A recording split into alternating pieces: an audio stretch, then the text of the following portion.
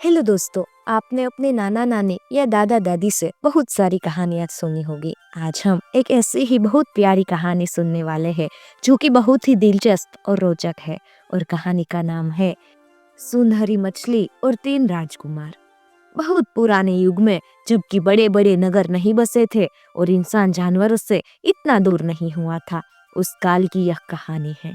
उस समय जानवर, चाहे वे जलचर, थलचर या नभचर हो, आदमियों की जबान समझते और आदमी भी उनकी बातें समझ लेता था। बड़े दूर देश के एक गांव में एक मछुआरा अपनी स्त्री के साथ एक झोपड़ी में रहता था। वह दिन भर नदी में मछलियों का शिकार करता और जो कुछ मछलियां पकड़ लाता उन्हें बेचकर अपनी गुजार करता। इस रोजगार से दोनों को बड़ी कठिनाई से खाना पीना भर चल जाता। खा पीकर उनके पास कुछ नहीं बचता, इसलिए वे बड़े गरीब थे। एक दिन की बात है, मछुआरे को दिन भर शिकार करते रहने पर भी कोई मछली न मिली। संध्या समय उदास होकर वह अपने घर लौटने का विचार कर रहा था कि एक मोटी सी सुनहरी मछली जाल में फंस गई। उसे बाहर निकाल जो ही मछुआ पिटारी में रखने लगा, मछली बोल पड़ी, मछुए, मछुए, मुझको छोड़ दे, मैं तेरी अभिलाषा पूरी करूंगी। मछुए ने मछली को छोड़ दिया और मछली पानी के भीतर चली गई। खाली हाथ घर लौटकर जब मछुए ने अपनी पत्नी से सब हाल कहा तो वह उसे फटकारने लगी और बोली, दुनिया में तुम्हारे जैसा घमंड और कौन सा होगा कि हाथ में आई मछली को पानी में छोड़ दे। इस दिमाग से कैसे दिन कटे। अपनी स्त्री की फटकार और क्रोध को चुपचाप सहकर मछुआ उदास हो लेट गया। रात में उसकी पत्नी ने उससे खाने के लिए न पूछा और न ही उसने मांगा। मछुआरा दूसरे दिन शिकार के लिए गया तो फिर वैसा ही हुआ। सारे दिन उसे एक भी मछली न मिली। अंत में शाम होने पर जब वह घर चलने की सोच रहा था, जाल में वही सुनहरी मछली फिर आ फंसी। मछुए ने जब उसे अपनी पटारी में रखना चाहा तो वह फिर से बोली, मछुए, मछुए, मुझको छोड़ दे, मैं तेरी अभिलाषा पूरी करूंगी। यह सुनकर मछुए ने उसे फिर छोड़ दिया और खाली हाथ घर लौटा। उसकी पत्नी ने उसे खाली हाथ लौटा देख बड़ा क्रोध किया। सुनहरी मछली को फिर छोड़ देने की बात सुनकर उसने अपना माथा पीट लिया। बेचारे मछुए को वह रात भी भूखा रहकर बितानी पड़ी। तीसरे दिन वह फिर नदी के किनारे शिकार करने गया तो संयोग से वही सुनहरी मछली फिर आ फंसी। इस बार मछुए ने मछली के कहने पर भी तनिक ध्यान नहीं दिया और उसे अपने पटोरों में डाल दिया। तब सुनहरी मछली ने कहा, मछुए, आखिर मेरी बात तेरी समझ में नहीं आई। तू तो मुझे पकड़कर ले जा रहा है, तो यह जान ले कि तुझे क्या करना है। घर पहुंचकर मेरा सिर पकाकर अपनी घोड़ी को, पूंछ कुतिया को और बाकी हिस्सा अपनी पत्नी को खिला देना। फिर समय आकर तीनों के तीन तीन बच्चे होंगे। तेरे तीनों पुत्र एक रूप, एक रंग, एक स्वभाव और एक ही विचार के होंगे। घोड़ी और कुतिया के तीनों बच्चे भी हूबहू अपने भाइयों की तरह ही दिखेंगे। सयाने होने पर तेरे बच्चे विदेश जाएंगे और किसी एक पर जब कोई भारी विपद पड़ेगी तो तेरे पिछवाड़े वाले तालाब का पानी खोलने लगेगा। इतना कहकर सुनहरी मछली बेजान हो गई। मछुए ने घर आकर अपनी पत्नी से सारा हाल कहकर उस मछली को उसके सामने रख दिया। मछुए की पत्नी ने मछली को पकाकर उसका ठीक वैसा ही वितरण किया जैसा उसके पति ने कहा था। समय पाकर मछुए की पत्नी ने हूबहू एक जैसे तीन पुत्रों को जन्म दिया। घोड़ी ने एक ही रंग के तीन बछड़े और कुतिया ने एक जैसे तीन पिल्ले जने। आखिर सुनहरी मछली की बात सच हो गई। थोड़े दिनों में तीनों ही कुमार सयाने हुए। तब उनमें से एक ने विदेश जाने की चर्चा शुरू की। पहले तो उसके माँ बाप विदेश जाने में राजी न हुए, पर जब उसने ऐसा जिद पकड़ ली कि कई दिन खाना पीना भी नहीं खाया तो मजबूर होकर माँ बाप ने उसे विदेश जाने की अनुमति दे दी। अपने घोड़े की पीठ पर सवार होकर पीछे अपना कुत्ता लिए कुमार घर से निकल पड़ा। जाते समय उसके पिता ने उसे एक लंबी तलवार दे दी। कई दिन तक लगातार चलते चलते उसे एक नगर दिखाई पड़ा। नगर पहुंचते पहुंचते शाम हो गई और सराय में जाकर उसने मुकाम किया। सराय में थोड़ी ही देर रहने के बाद उसका जी उब गया, क्योंकि वहां जिस किसी को देखिए वही दुखी और उदास था। यह देख उसे बड़ी चिंता हुई और उसने सराय के मालिक से पूछा, भाई, क्या बात है, यहाँ तो जिस किसी को देखिए वह मुंह लटकाए हुए है। क्यों नहीं हम मुंह लटकाए साहब, आपकी तरह हम परदेशी तो है नहीं कि अपने राजा के दुख में दुखी न हो। सराय वाले ने जवाब दिया, भाई अब तो हम भी आपके नगर के आश्रित हो गए हैं, इसलिए हमें भी बतलाइए कि यहाँ विषाद की ऐसी घटा किस कारण छाई हुई है। अब तो हमें भी आपके सुख में सुखी और दुख में दुखी होना होगा ना, कुमार ने कहा। तब सराय वाले ने कहा, इस नगर के दक्षिण में जो पर्वत है उस पर 7 मुखों वाला एक अजगर रहता है। उस अजगर के भोजन के लिए प्रत्येक दिन एक प्राणी जरूर भेजना पड़ता है। कल सवेरे किसे भेजा जाएगा इसका निर्णय करने के लिए आज दोपहर में गोटी जो फेंकी गई वह राजा की इकलौती कुमारी के नाम पर पड़ी। अब कल बड़े सवेरे ही बेचारी राजकुमारी को उस अजगर के सामने आहार के लिए भेजा जाएगा। इसी कारण आज नगर भर में शोक छाया हुआ है।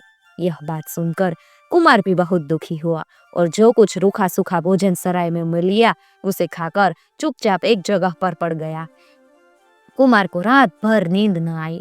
फिर जब रात कुछ बाकी थी वह घोड़े पर सवार हो गया और साथ में अपना भयंकर कुत्ता लेकर पहाड़ की तरफ रवाना हुआ। वहां पहुंचा ही नहीं था कि सवेरा हो गया। इतने में एक घोड़ा गाड़ी उधर आई। कोचवान ने वह गाड़ी और उसमें बैठी सवारी को वहीं छोड़ दिया, पर गाड़ी के घोड़ों को हुर्राकर कहीं और ले गया। यह देख कुमार गाड़ी के समीप पहुंचा। उसमें एक अत्यंत रूपवती बाला को उदास बैठी देख वह भी बहुत दुखी हुआ। घोड़ा गाड़ी का दरवाजा खोलने की कुंजी अंदर ही लगी थी। कुमार ने राजकुमारी से दरवाजा खोलने के लिए कहा, परंतु राजकुमारी ने दरवाजा नहीं खोला, वरन उनसे उसे वहां के शीघ्र भागकर कहीं चले जाने के लिए कहा।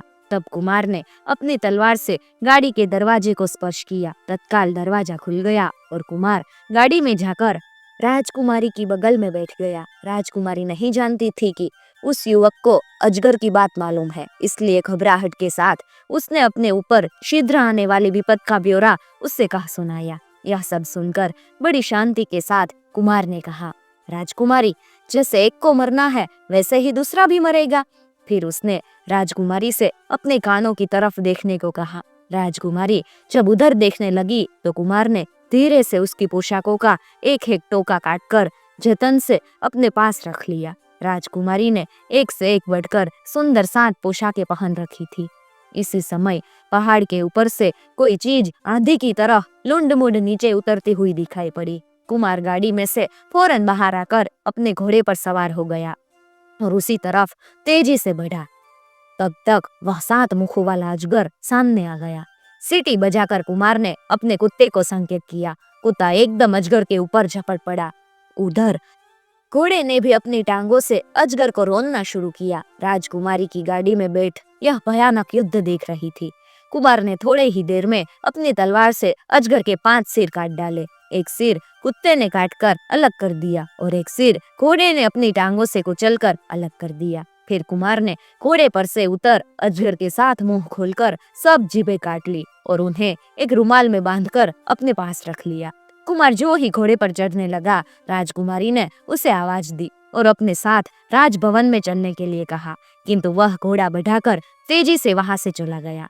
अपनी सराय में पहुंच घोड़े को घास डाल वह अपने कमरे में आराम करने लगा। उधर गाड़ीवान राजकुमारी को समाप्त संभव कर गाड़ी वापस ले जाने के लिए अपने घोड़े लेकर आया तो अजगर को मरा देख भारी अचरज में पड़ गया।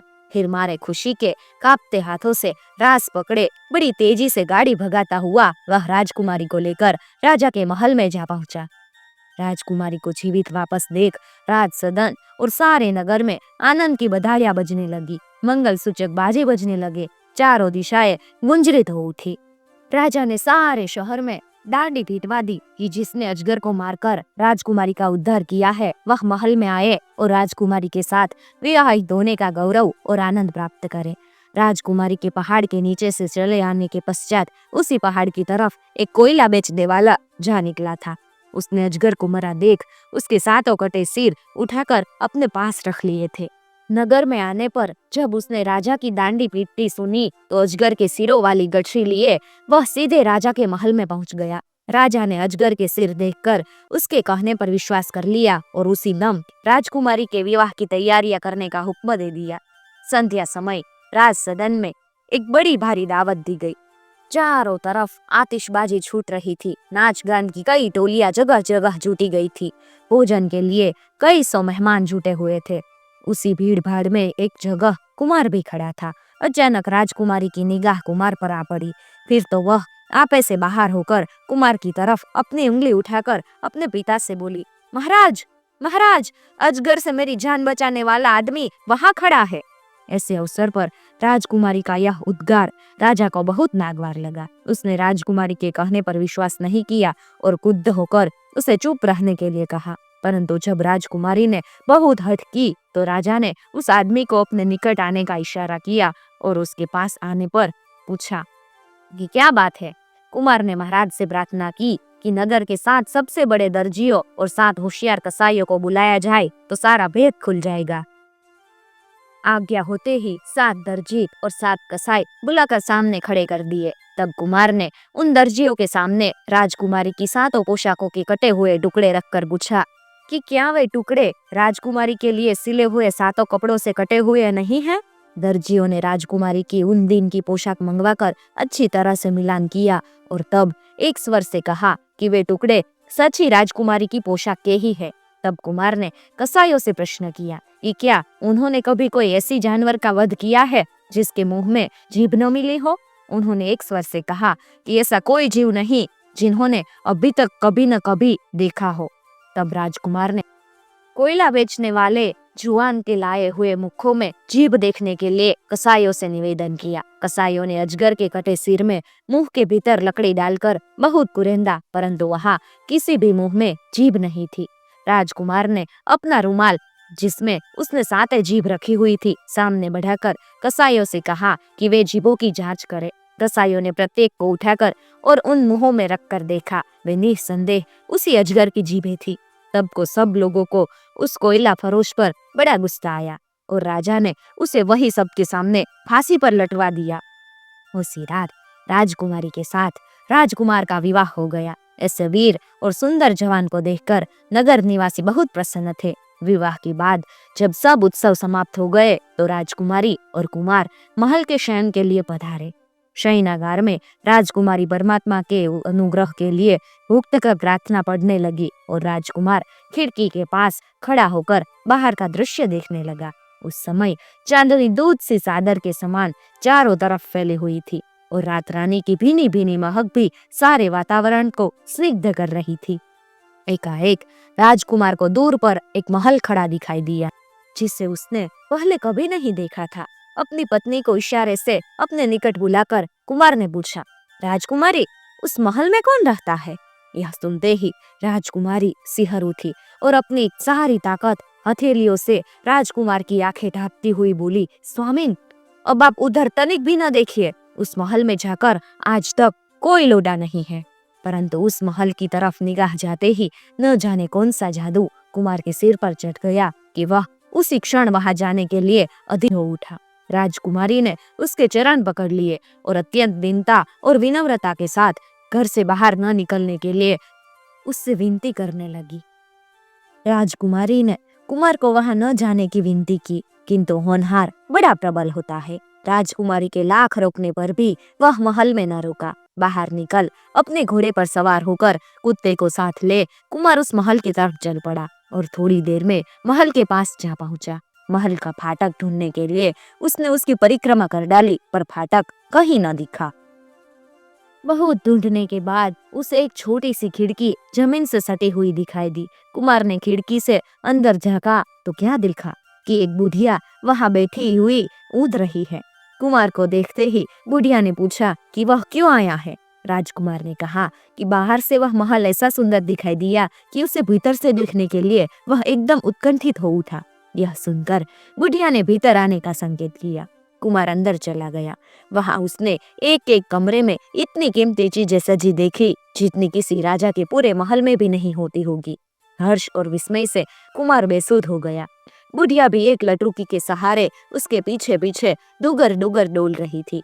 कई कमरों में होता हुआ राजकुमार भोजनालय में पहुंचा तो बुढ़िया ने उसे इशारे से एक कुर्सी पर बैठ जाने के लिए कहा। राजकुमार कुर्सी पर बैठ गया। उसने देखा कि वह कमरे के मध्य में एक लंबी चौड़ी चौकी पर 56 प्रकार के भोजन रखे हुए थे और सोने चांदी के पात्रों में से गर्मा गर्म भाप निकल रही थी।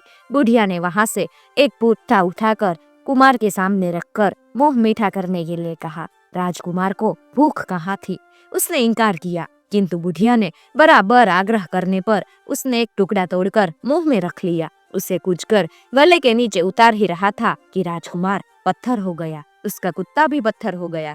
घोड़ा बाहर बंधा ही बंधा पत्थर हो गया। दूर देश के गांव में झोपड़ी के पिछवाड़े वाले एक बावली का पानी खोल रहा था। एकाएक बावली का पानी खोलते देख मछुआरे और उसकी पत्नी को वह पुरानी बात एकदम से याद आ गई। आज कितने ही वर्षों बाद उस सुनहरी मछली की स्मृति हरी हो उठी। मछुआ और उसकी स्त्री जल से बाहर कढ़ी हुई मछली के समान तड़पने लगे। माता पिता की ऐसी अवस्था देख दो पुत्रों में से एक भाई की खबर लाने के लिए तैयार हो गया। दूसरे दिन अपने घोड़े की पीठ पर सवार होकर और साथ में अपना कुत्ता लेकर जब वह जाने लगा तो उसके पिता ने उसे भी एक लंबी तलवार दी। जिस दिशा में पहला कुमार गया था उसी तरफ यह दूसरा कुमार भी बढ़ चला। कई दिनों तक लगातार चलते चलते उसे दूर पर रास्ते में एक तरफ एक नगर दिखाई दिया। कुमार ने उसी तरफ घोड़ा मोड़ा और संध्या समय उस नगर में प्रविष्ट हुआ। संयोग से ठहरने के लिए वह उसी सराय में गया जहाँ कुछ दिन पहले उसका भाई ठहरा था। दोनों भाइयों के रूप, रंग, आकृति, स्वर तथा वेशभूषा में जरा भी अंतर न था। इस सराय वाले ने यही समझा कि यह महाराज का कीर्तिवान जमाई है जो कुछ दिन पहले अचानक राजकुमारी को छोड़ महल में चला गया था, वापस आ गया है। उसने तुरंत महल में इस बात की खबर की। यह आनंददायक समाचार पाते ही राजकुमार को सम्मान सहित महल में लाने के लिए राजा ने कुछ आदमी को रवाना किए। राजकुमार को यह अंदाजा लग गया कि कहीं कुछ तो भ्रम है, परंतु सब कुछ समझ लेने के लिए कुछ समय तक मूक रहना ही उसे उचित समझा। बल्कि उन आदमियों के जैसे जैसे कहा उसने वैसा ही किया। कुमार के महल में पहुंचते ही खुशियां मनाई गई। राजकुमारी ने बाहर आकर उनका स्वागत किया। फिर मेहमानों और पुरजन तथा परिवारों के साथ देर तक चलने वाली दावत जब समाप्त हुई तो राजकुमारी अपने उतने दिनों बाद सहसा प्राप्त पति को संग लेकर शयनागार में चली गई। शयनागार में पहुंचकर राजकुमारी भगवान की कृपा हेतु उनकी स्तुति में प्रार्थना करने लगी और राजकुमार खिड़की के पास टहलने लगा। अचानक उसकी निगाह दूर टेकरी पर जगमगाते हुए उसी महल पर जा टेकी। एकटक उसे देखकर देखता देखता वो बोला, राजकुमारी, उस महल में कौन रहता है? स्वामी, यह आप तो श्राप जानते ही है कि वहाँ जो गया उसका लौटना कितना कठिन होता है। फिर आप उधर क्यों देख रहे हैं? राजकुमारी ने बहुत दीनता से कहा और अपनी कोमल हथेलियों को राजकुमार की आंखों पर रख दिया। पर राजकुमार ने उसी दम वह महल देखने की हठ पकड़ ली। राजकुमारी ने उसके चरण कसकर पकड़ लिए और हर तरह से उसे रोक लेने की कोशिश की, पर उसने उसकी एक न सुनी और तत्काल अपने घोड़े पर बैठकर कुत्ते को साथ लेकर उस महल की तरफ चला गया। वहां पहुंचने पर उसे वही बुढ़िया खिड़की के नीचे बैठी दिखाई पड़ी। कुमार को सामने खड़ा देखकर उसने पूछा, यहाँ क्यों आए हो? कुमार ने कहा, तुम्हारा महल देखने के लिए। बाहर से तो बड़ा बहुत ही सुहावना और सुंदर दिखता है, न जाने भीतर से कैसा होगा। अंदर आकर ही देख लो ना, बुढ़िया ने कहा।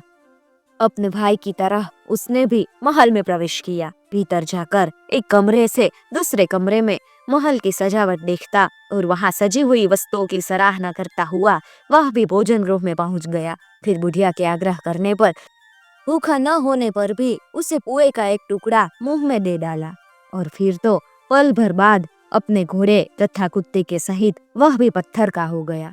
बावली का पानी फिर खोलने लगा।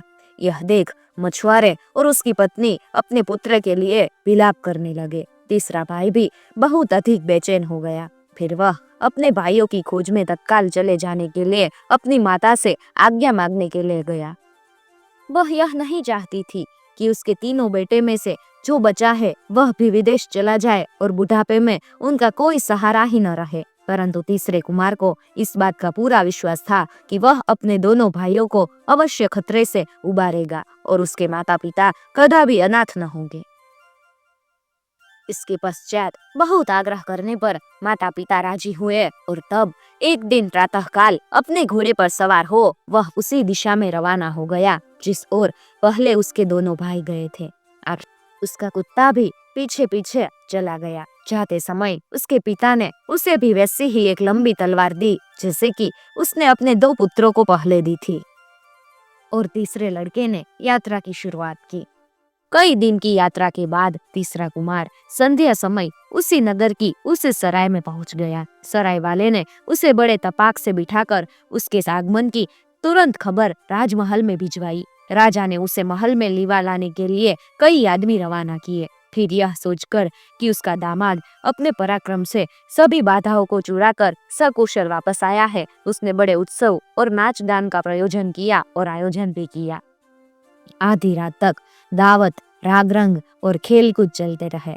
फिर राजकुमारी और राजकुमार शयन कक्ष में गए। राजकुमारी पलंग पर लेटने के पूर्व नित्य नियम के अनुसार जब भगवान की प्रतिमा के सामने सिर नवाकर प्रार्थना कर रही थी, राजकुमार खिड़की के निकट खड़ा होकर बाहर छिटकी हुई चांदनी का अवलोकन करने लगा। अकस्मात उसकी निगाह दूर टेकरी पर झगमगाते हुए एक महल पर पड़ी। देर तक उसे एकटक देखकर राजकुमार ने कहा, राजकुमारी, यह महल किसका है? राजकुमार, यह आप मुझसे क्यों पूछते हैं? आप यह जानते हैं कि उस महल में जाकर वहां से बाहर निकलना कितना कठिन होता है। फिर आप उधर क्यों देख रहे हैं? राजकुमारी ने कहा। राजकुमारी के ऐसा कहने से ही कुमार समझ गया कि उसके दोनों भाई पहले उस महल में जा चुके हैं और हो न हो वे उसी महल में बंद है। यह सोचकर वह उसी क्षण उस महल के भीतर जाने के लिए अधीर हो उठा। वह राजकुमारी से विलग होकर चलने लगा। राजकुमारी ने अपनी भुजाओं में उसके पैर पकड़ लिए, किंतु वह उसके लाख कहने पर भी न रुका। राजकुमार उस महल के समीप पहुंचकर बड़ी सावधानी से हर तरफ से उसका निरीक्षण करने लगा। बिना समझे बुझे वह कहीं पैर नहीं रखना चाहता था। महल के पिछवाड़े जाकर उसने देखा कि एक छोटा सा वैसा ही महल वहां और खड़ा है। थोड़ी ही देर बाद उस छोटे महल में से हाथ में एक थाल लिए एक बुढ़िया निकलकर बड़े महल की तरफ जाती दिखाई पड़ी। राजकुमार के इशारा करते ही उसके कुत्ते ने लपक कर बुढ़िया का टांग पकड़ डाला। बुढ़िया तो रो रो कर अपने प्राणों की भीख मांगने लगी। राजकुमार ने अपने कुत्ते को अलग कर दिया। तब बुढ़िया ने जल्दी जल्दी इशारों से बताया कि उसकी बड़ी बहन जो बड़े महल में रहती है एक भयंकर डायन है। तुम महल में जाना तो उसके लाख कहने पर भी वहां कोई चीज मुंह में न डालना, नहीं तो अपने घोड़े तथा कुत्ते सहित तुम भी पत्थर हो जाओगे। वहां जो खाने की चीजें रसोई घर में हो उनमें से कोई न कोई चीज बुढ़िया को जबरदस्ती जरूर खिला देना। यह कहकर वह बुढ़िया जो आगे बढ़कर महल के पास पहुंची तो अचानक महल की दीवार में एक छेद हो गया और वह उसमें बैसकर अंदर चली गई। उसके बैसते ही वहां से वह दीवार फिर जो की त्यों हो गई। यह दृश्य देखकर राजकुमार को बड़ा अचंभा हुआ, किंतु वह सजग हो चुका था, इसलिए निर्भय होकर महल की परिक्रमा करने लगा। अचानक उसे एक जगह थोड़ा सा प्रकाश दिखाई दिया। वहां जाकर उसने देखा कि जमीन से लगी हुई एक खिड़की है और उसके भीतर बैठी एक बुढ़िया चरखा काट रही है। राजकुमार ने संभलते हुए कहा कि बुढ़िया यही है जिसकी छोटी बहन से उसकी मुलाकात हुई थी। कुमार ने बड़ी विनम्रता से उसे नमस्कार किया। क्यों, इधर क्यों आ निकले हो तुम? बुढ़िया ने पूछा। तुम्हारा महल देखने, राजकुमार आगे बोला। बाहर से ये ऐसा लुभावना है कि भीतर से देखने की इच्छा अनायास हो ही जाती है। बुढ़िया ने कहा, तो आ जाओ भीतर। फिर राजकुमार अपने कुत्ते के साथ खिड़की से होकर महल के भीतर घुसा। वहां एक कमरे से दूसरे कमरे में टहलने लगा। बुढ़िया भी उसके पीछे पीछे लकड़ी देखती हुई डोलती रही और जब महल में कई घंटे घूमकर भी राजकुमार भोजनालय में न आया तो बुढ़िया थककर एक जगह बैठ गई। राजकुमार ने उसके पास आकर उसे उठा लिया और सहारा देकर उसे भोजन वाले कमरे में ले आया। वहां जब दोनों बैठ गए तो बुढ़िया राजकुमार को कुछ भोजन करने के लिए आग्रह करने लगी। पहले तुम तब हम, राजकुमार ने कहा। बुढ़िया कहती कि उसे भूख नहीं। राजकुमार कहता कि उसे तनिक भी भूख नहीं। इतने में चौकी पर भोजनों के थाल देखकर राजकुमार का कुत्ता गुर्राने लगा। राजकुमार ने बुढ़िया से कहा, जल्दी कुछ खाकर थोड़ा मुझे और मेरे कुत्ते को भी दो, नहीं तो भूखा कुत्ता तब तुम्हें खाकर ही अपनी भूख शांत करेगा। बुढ़िया कुछ भी हाँ ना कर रही थी। उसे इस तरह समय बर्बाद करते देख राजकुमार ने इशारा किया तो कुत्ते ने बुढ़िया के सामने डटकर गुर्राना शुरू किया। बुढ़िया घबरा कर कांपने लगी। उसी समय राजकुमार ने पोए का एक टुकड़ा तोड़कर बलपूर्वक उसके मुंह में डाल दिया। बुढ़िया उसे मुंह में से उगलना ही चाहती थी कि राजकुमार ने कसकर उसका मुंह बंद कर दिया। थोड़ी ही देर में बुढ़िया के सिर से धुआं फूटता हुआ दिख पड़ा। राजकुमार उसके पास से हटकर थोड़ा पीछे खड़ा हो गया। शीघ्र ही बुढ़िया की लटों से आग की लपटें निकलने लगी और देखते देखते वह पल भर में जलकर खाक हो गई। उसी क्षण महल के कोने से खिलखिलाहट और हंसी के स्वर फैलने लगे। फिर महल के अंदर बंद कमरों के द्वार टूट टूट कर गिरने लगे और उन कमरों में से निकल निकल कर न जाने कितने राजकुमार, राजकुमारियां और राजे महाराजे सभा भवन में इकट्ठे हो गए। उसी समुदाय में अपने दोनों भाइयों को उनके कुत्तों सहित देखकर राजकुमार हर्षातिरेक से चिल्ला उठा। वे उसके पास आकर गले से लिपट गया। वहां एकत्र सभी राजकुमारों और राजकुमारियों ने एक स्वर से तीसरे राजकुमार को उस महल का स्वामी स्वीकार किया और उन राजकुमारियों में से जो सर्व सुंदरी थी उसने उसके गले में वरमाला डाल दी। जब राजा को यह समाचार मिला तो उन्होंने अपने मंत्री को भेजकर उन सभी राजकुमारों और राजकुमारियों को अपने यहाँ दावत में बुलाया। हूबहू एक ही गठन और रूप रंग के 3-3 राजकुमारों को देख राजा और समस्त सभासद हैरान थे। सबको परेशान और राजकुमारी को म्लान देख उसने कि जिसने सतमुखी अजगर को मारा था आगे बढ़कर अपनी पत्नी का हाथ ग्रहण कर लिया और अपने ही समान उन 2 राजकुमारों की ओर संकेत करके कहा, प्राणेश्वरी, ये दोनों हमारे सहोदर हैं। उन कुमारों ने अपनी भाभी को सादर अभिवादन किया। राजा ने अपने जमाई को अपना महल और राज्य दे दिया और दूसरे राजकुमार के लिए अपने ही महल जैसा सुंदर और विशाल एक दूसरा महल बनवा दिया। तीसरा राजकुमार जादुई महल के जादू को तोड़कर संपूर्ण संपत्ति सहित उसका स्वामी हो ही चुका था। दूसरे राजकुमार के लिए भी एक प्रसिद्ध राजा की राजकुमारी ब्याह कर लाई गई। इस प्रकार उस सुंदरी मछली के अंश से ज्योतिर्मय वे तीनों राजकुमार अपनी रानियों के साथ सुख और अपने महल में अपने घोड़े और कुत्ते सहित निवास करने लगे। कुछ दिनों बाद उन्होंने अपने वृद्ध माता पिता को भी वही बुलवा लिया और वे बारी बारी से 4-4 महीने अपने तीनों बेटों और बहुओं के साथ आनंद पूर्वक निवास करते थे और वे सब मिलजुल कर खा पी के बड़े आनंद से रहते थे। दोस्तों, अगर आपको हमारी यह कहानी अच्छी लगी हो तो हमारे चैनल को जरूर सब्सक्राइब कर लीजिएगा और साथ ही दिए गए बेल आइकन को भी प्रेस कर लीजिएगा ताकि आने वाले ऐसे ही नई कहानी के वीडियोस की नोटिफिकेशन सबसे पहले आपको मिल सके।